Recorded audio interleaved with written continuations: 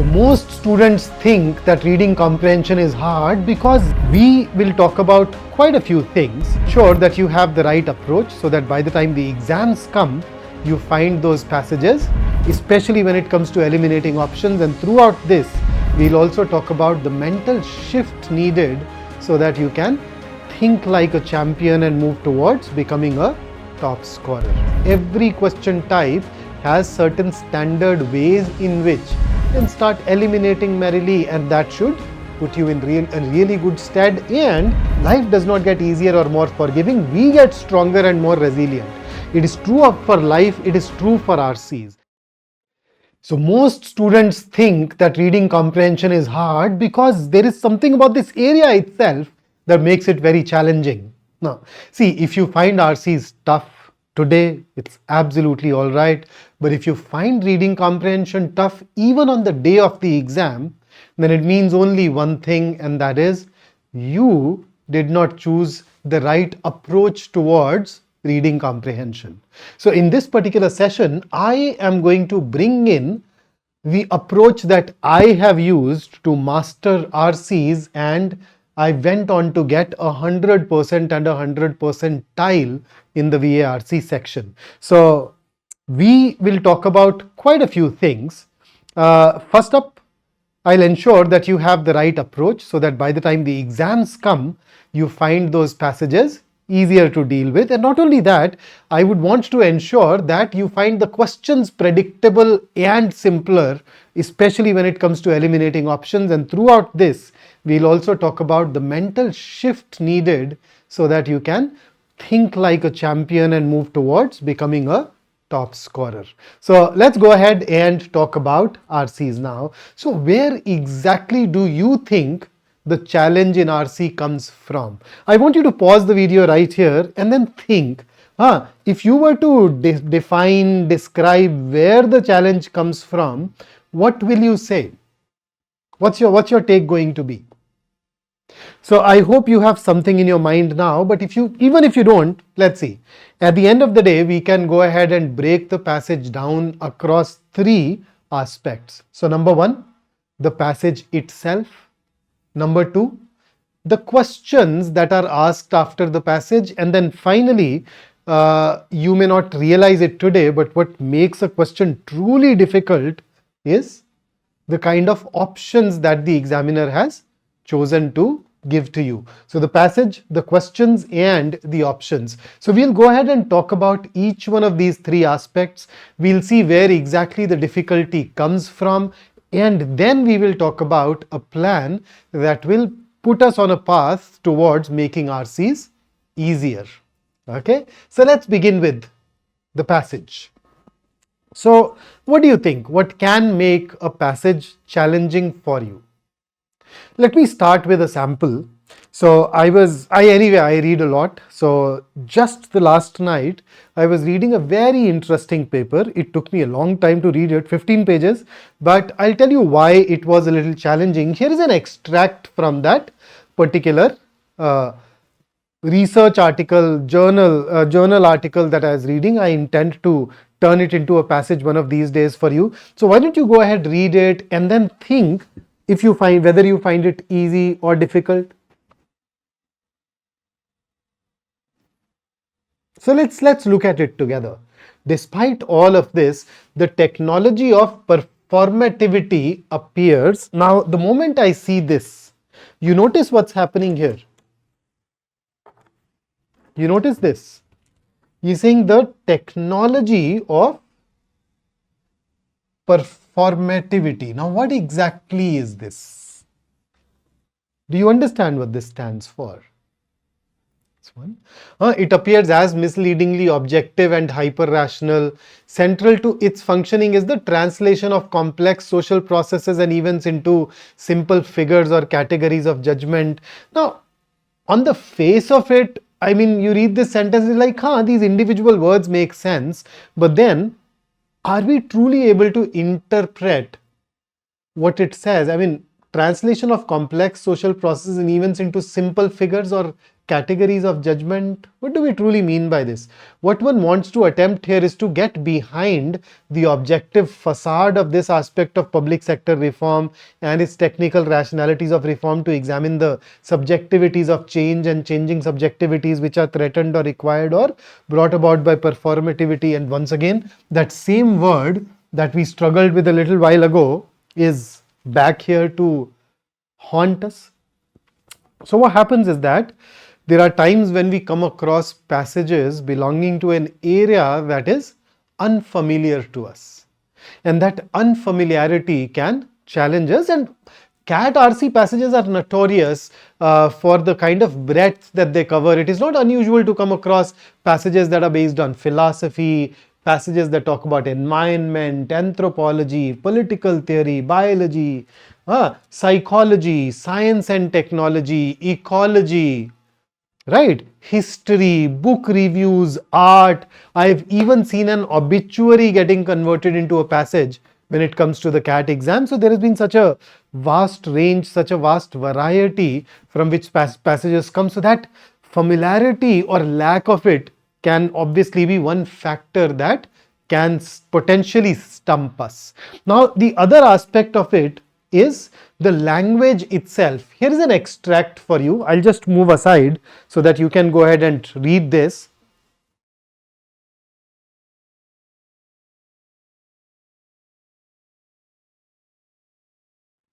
So, what do you see?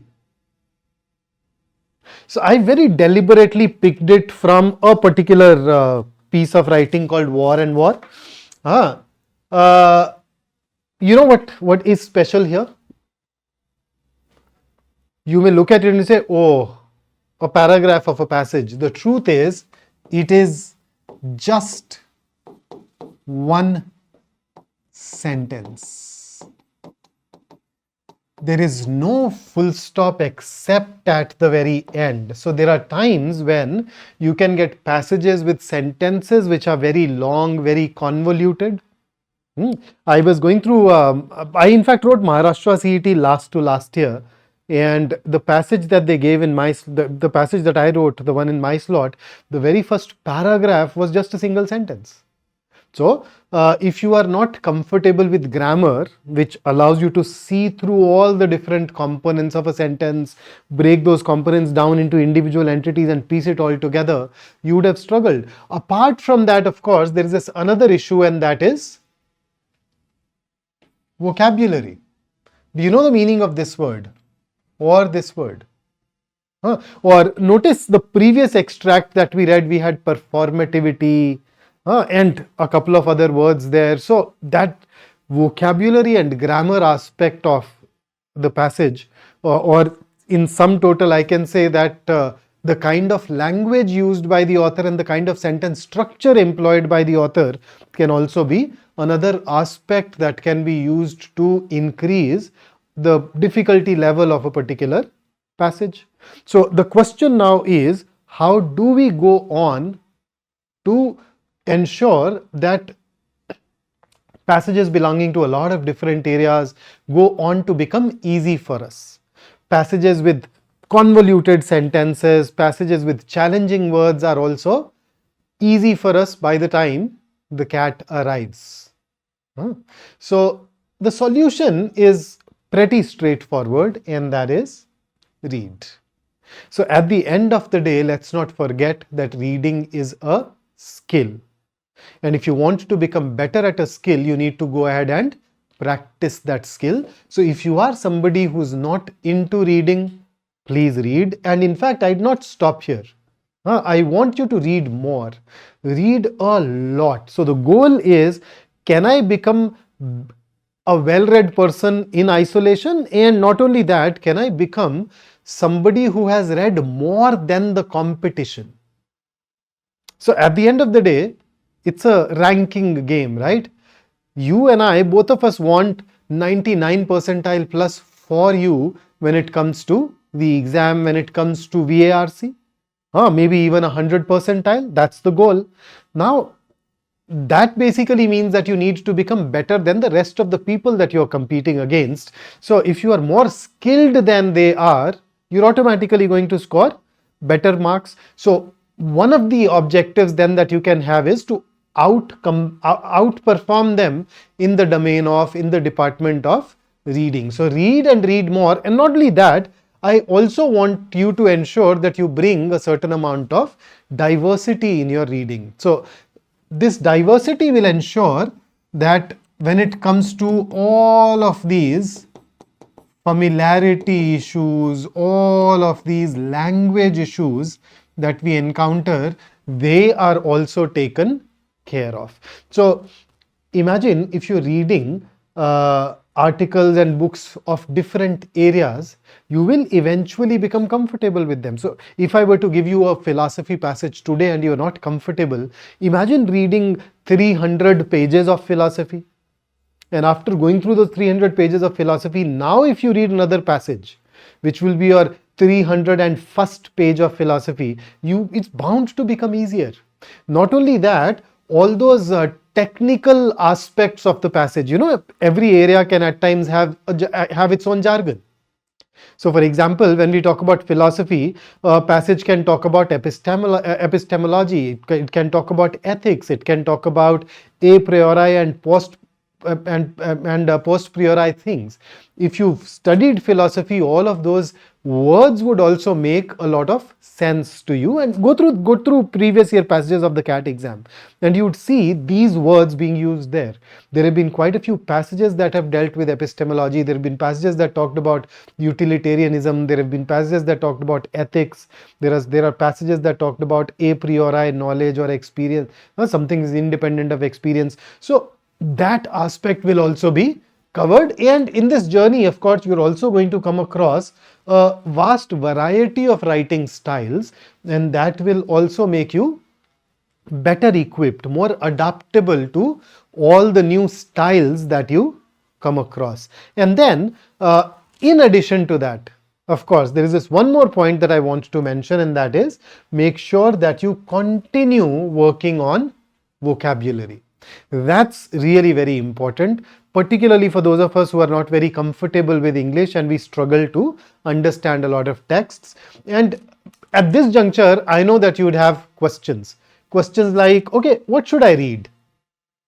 From where should I read? Should I read books? Should I read the articles? If books, what kind of books would you want me to read? Okay, I'm an absolute beginner. Where exactly should I start?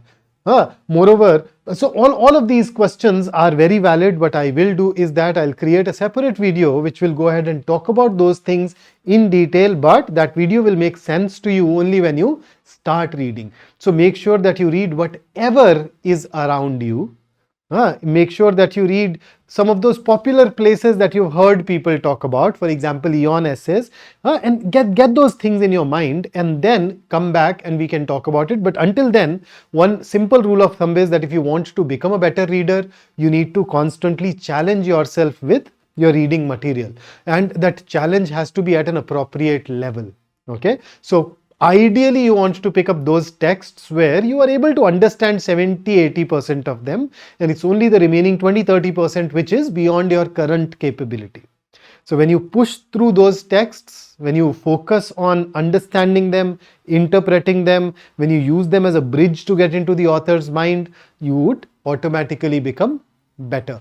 Similarly, for vocabulary too, you may have questions like, what should I do? What kind of sources and resources? So once again, I think a high quality answer will require around 30-40 minutes. So I will create a separate video. You can go ahead, look at that and refine your strategy further. But once again, until then, do not use lack of that session, lack of that knowledge as an excuse. Whatever way, whichever approach you know for vocabulary, please work on that. It may not be the best approach, but you'd still be doing something, and that is what counts. So that's about part one, which is the problem that comes through the passages. Now the second angle, so the right approach here would be, and then, okay, this is the second part. Alongside that, you'd also be, of course, attempting passages, something that we highly recommend. So whenever you attempt the passage, make sure that you use the right approach, and that right approach is where you read the passage for an overview. A lot of people, especially at the beginning, they think that, oh, they need to go to the passage and read it in such a manner that they are able to take out every single nuance from that passage. They are able to, that they are supposed to understand everything. That is going to be a huge mistake. Comprehension can at times be very time consuming. So do not fall into that trap. Whenever you read a passage, make sure that you read it fast and you try to get the overview out. So you need to know what the passage is about, what the author's purpose behind writing it is, and what are the key ideas involved in every paragraph. So that should be a focus instead of the details. And frankly, when it comes to RCs, that first reading, even if you are able to understand around 70-75% of it, it's okay. Most of the times that will not be a hindrance to you when it comes to getting those questions right.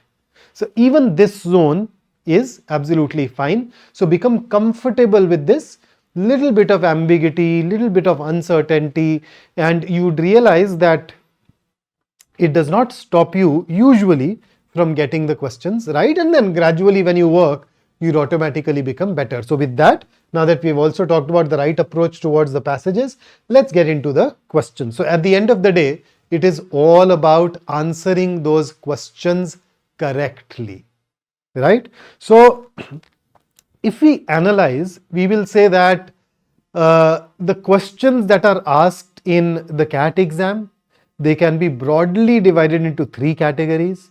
If I include the other exams like NMAT, exams like CMAT, Maharashtra CET, maybe we can add 2 more categories to the list. So first up, the very first category is fact-based questions. These are also called specific detail questions or direct questions. Direct because their answers are found in the passage. You just need to refer to the right area, and once you are able to do that, you'll get the question right. Now, you remember moments ago, I asked you to work on overview, read to generate an overview. One of the reasons I asked you to do that was that once you have an effective overview, you are able to refer to the right part of the passage. You are able to go there quickly, and those are the kind of things that will make you more accurate. So fact-based questions. We don't get very many fact-based questions in the CAT exam. Majority of the questions are going to be comprehension-based questions. Within comprehension, there are these nuances. There are further subdivisions that we can talk about some other day. But notice, when the examiner asks you for the main idea of the passage, when the examiner asks you for the purpose of the passage or the most suitable title of the passage, can you answer those questions without developing a bird's eye view and a basic level of understanding of the passage? You can't. So comprehension based. There are times when they may ask you questions like the purpose of a particular paragraph in the overall scheme of things. They can pick up some instance, some example, some person referred in the passage, and they can ask you for why this person has been mentioned. So you realize you need to figure out the role the various things play within the scheme of a passage, so that understanding of structure within the given context becomes important. And then of course there are these questions whose solitary purpose is to test your ability to understand. You've seen those questions where the examiner picks up a sentence from the passage and then he asks you, okay, what does the author mean by this? And then there are these 4 options that capture that same idea in different words. All of these are comprehension based questions. Then another large category, huge category, particularly for the CAT and the XAT, is reasoning based questions. So these are actually critical reasoning questions that have in a way become part of reading comprehension, and they get asked a lot. So if you've ever seen a question that asks you which of the following can be inferred from the passage, which of the following the author is most likely to agree with, which of the following strengthens the author's argument, weakens the author's argument, then you are actually talking about reasoning based questions. So majority, in fact almost all the CAT questions and the XAT questions can typically be put under these three categories. But then there are two more.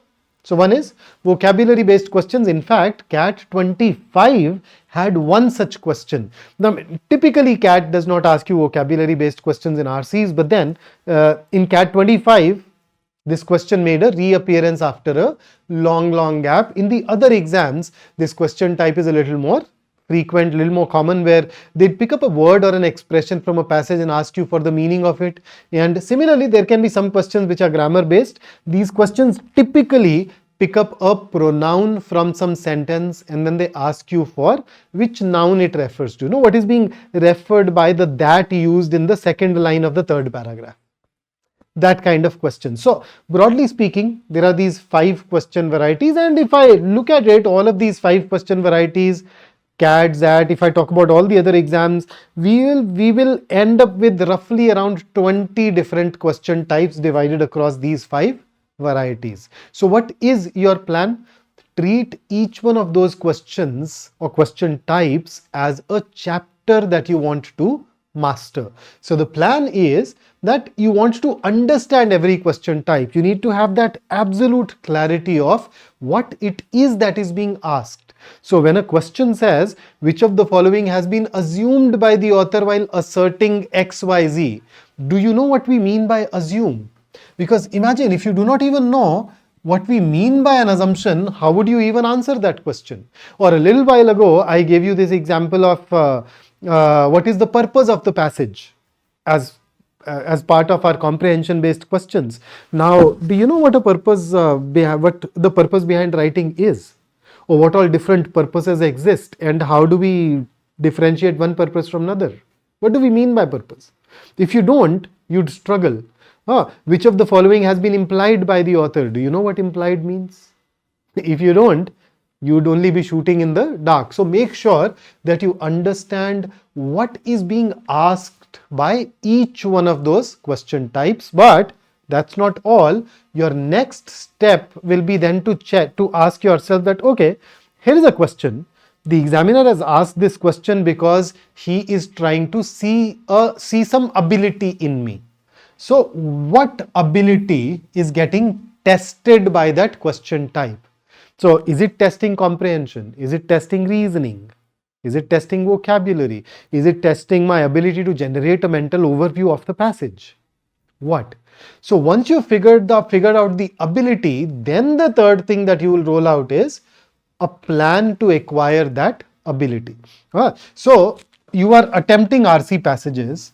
How about keeping an eye on your mistakes and see, is there a pattern to your mistakes?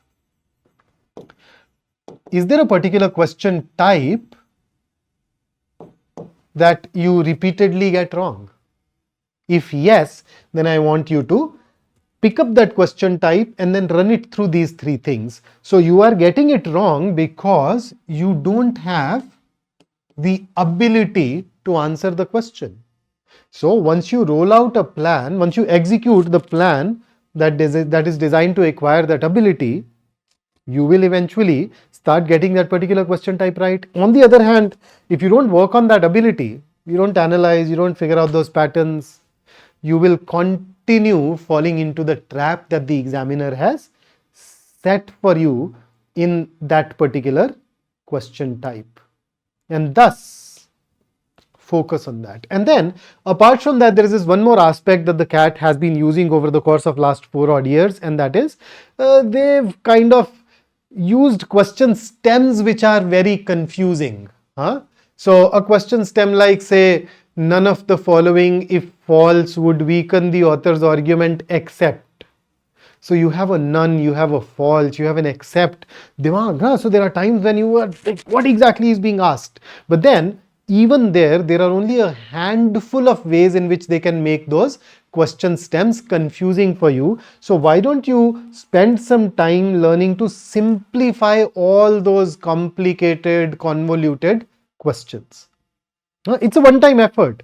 You just sit down, understand that question type, convert it into one of those other simpler question types, put it under the right category, and you're done.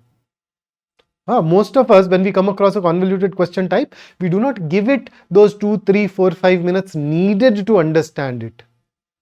You do that, and every subsequent instance you will find that question very, or at least interpretation of that question very easy.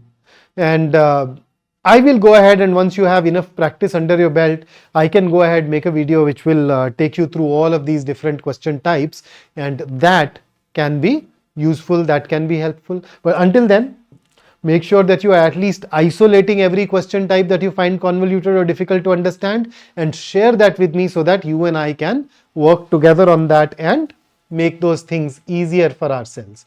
Now with that, let's talk about the options. So see, at the end of the day, yes, there are certain question types which are more challenging, but the true reason why a question becomes difficult is, in essence, because of the options. Now, what do I mean by that? See, every answer choice has a right, every question has a right answer. So typically, when you know what the examiner does, the moment the examiner writes a question, he'll think of the right answer choice and write it. Now he needs to create 3 more options in order to turn it into a proper CAT question for you. So now the examiner will think of creating confusing answer choices, creating answer choices that are very close to the right answer choice, so that if you fail to understand that, if you fail to figure out that tiny nuance, you will end up getting it wrong. So it's partly linked with whatever we've talked about over the course of last 2 challenges, where you need to become stronger at comprehension, you need to become stronger at reasoning, you need to understand every question type, etc. But then at this juncture, you also need to ensure that you give options their due respect. So the plan here is, number 1, be very careful while reading the options. Meticulous here would mean that you are bringing attention to every single detail. A single word can at times, as it happens also often in the CAT exam, can make you select or reject a particular answer choice. And my suggestion is that in an exam like the CAT, exam like the XAT, in fact, even the other exams, your default approach should not be to look for the right answer choice. You should basically identify wrong answer choices and then rule them out of the race. So this is what we typically call the elimination approach. So if you're somebody who thinks in terms of selecting, if you're somebody who asks himself that, oh, which of these is right? Nah. They say, just read an answer choice and see, is this wrong? If yes, then let's rule it out. Okay. And in each one of these question types, there are some common traps that are built, and those common traps inform us how we can go on to eliminate those question types and how we are supposed to label those question types. For example, when I talk about a main idea question, then I know that there is one answer choice which is right, or if not absolutely right, it is at least better than the rest of the options. But then a wrong answer choice can be narrow, where it captures the idea of only a part of the passage, or it can be broad, where it covers everything in the passage but it introduces elements that are not a part of the given passage. It can be contradictory, it can be irrelevant. So once I have those things in mind, I'd be able to label them accordingly, and that label will also help me eliminate all of those answer choices thoroughly. But then these labels are obviously going to differ from one question type to another question type, and therefore the elimination approach would also differ from one question type to another question type. But by the time you reach the CAT, these are the kind of things that you need to be aware of. So how about picking up some PYQs, pick up a CAT RC passage, go through a question and then ask how exactly the examiner went on to design those incorrect answer choices. What kind of strategy he used. And if you struggle to do that on your own, hit me up. You and I can sit down together over a Zoom call someday and work on it, right? So those things will certainly help. So now let's go ahead and have a quick recap. There are 3 aspects from where difficulty or challenges come from. the passage itself, the question and the options. So passage can be challenging for you today because you are unfamiliar with the subject matter, or because the language employed is very challenging for you. Now, if you read every day, if you work on vocabulary and you challenge yourself through that reading and you read a vast variety of areas, I see no reason why you won't find the passage itself easier on the day of the CAT exam. And once again, it's not about finding them absolutely easy. You can, but then you need to be more comfortable with them as compared to the competition. And if you want to make them truly easy, spend as much time reading as you possibly can. All the free time that you have, just pour it into reading. So come to think of it, what is easy and what is difficult? So if the questions level is here and your level is here, the question is tough. But then you work hard, and you come at par at that same level. You become at par with the level of the question will become easy. But what if you continue to work and your level goes further up still? Now this is where you are, and this is where the difficulty level of the question is. Now you will find it to be a child's play. So it is all up to you. It all depends on your efforts over the course of next few months, nothing else. And then question types, 5 broad categories leading to around 20 questions. There you go, right? And then options, every question type has certain standard ways in which wrong answer choices are designed. Learn to understand those common traps and start eliminating merrily, and that should put you in really good stead. And above all, this, I read this quote quite a while ago and I loved it. It said, life does not get easier or more forgiving. We get stronger and more resilient. It is true for life. It is true for RCs. The passages are not going to become easier magically overnight. Passages are what they are. They are not going to get easier. They are not going to be more forgiving for you, but you can choose to become stronger. Read more, work on vocabulary, go through tons of pages of non-fiction, put all that effort in training, and you'll become stronger. And that will eventually make you see those passages as easier.